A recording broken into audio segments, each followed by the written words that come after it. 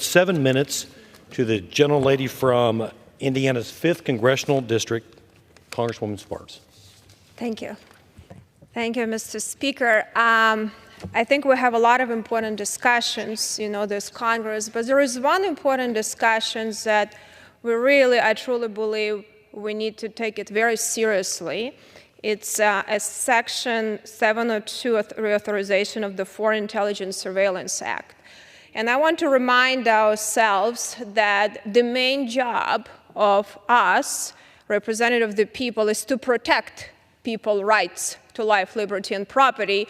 We will never have equal opportunities. We will always, don't want to have equal outcomes, but it's equality of rights. And this is the job of Congress and legislature. And we know very well that rights of American, constitutional rights of Americans have been violated. And I'm going to cite some excerpts from the report that Privacy and Civil Liberties Oversight Board just issued recently. That is, board was created to oversee due processes, and they issued in line with our reauthorization. And it's actually ran by Democrats, and the chair is appointed by President Biden. So this is from the report. The board finds that Section 702 poses significant privacy and civil liberty risks, most notably from U.S. person queries and batch queries. Significant privacy and civil liberty risks also include the scope of permissible targeting. It also talks about new type of procedures have been recently authorized in 22, and we had a lot of challenges with about collection that Congress somewhat put a stop to it, but it says if the new procedures that were just authorized were used in widespread fashion, it could be extraordinary, intrusive. It also talks about, that the board finds that risk of overboard government collection of communications is very real and can cause harm, and no individualized judicial review of targeting decision. We had almost 300% increase in surveillance since 2013, double in the last 5 years. And this surge is very concerning since there is no specific review of that. And then, also it talks about that this could be a lot of things that be collected, could be political, religious, social advocacy. There are significant concerns about this program overall.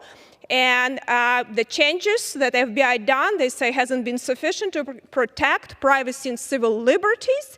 And it's also actually confirmed by the internal audit of a recent report. The most recent, it was in May 2023, where the internal audits of FBI was talking pretty much about over 90% of queries don't have any evidence of justification of these queries.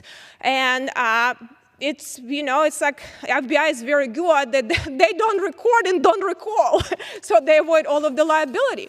But it's a serious issue, so we have some discussions, and I think judiciary bill is somewhat deal with one issue a little bit better. At least it requires warrant for queries of U.S. person, but it's still both of the bills that Intelligence Committee and Judiciary Committee are proposing lack some very serious consideration. There is no outside review what data is collected.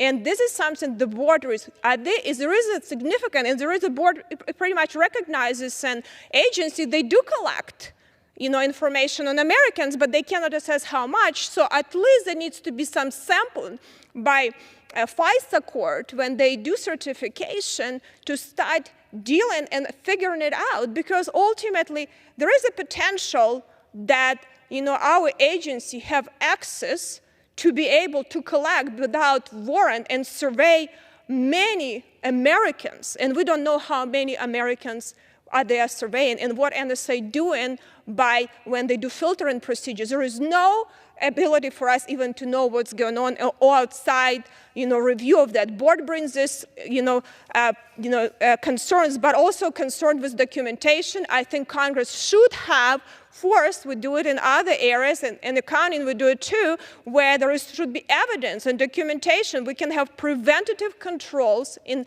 systems, and when queries run, there is evidence of review, evidence of approval, and justification, by FBI why they're using this loophole in the law that potentially violate rights of U.S. citizens and many Americans. I think this is the magnitude of this problem is significant, and the magnitude of violations could be very material. And I think Congress needs to be much more serious in this consideration before we authorize this section. Another thing that board talks about, there is a, for national security, it's important section, but actually, the agencies didn't prove that U.S. queries that they're doing actually give justification to what they're doing to provide them more extension on that. But I think we need to put more guardrails, and I hope we'll have more discussions on this issue, and these bills are not just going to be forward in the way how they are, because I want to remind us, if we're not willing to stand up for the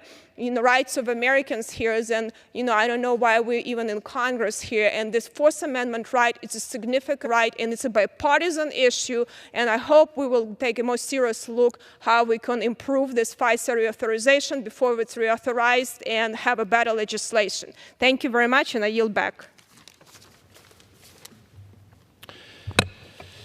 Well, I want to thank everyone all the members for participating tonight. When government grows, freedom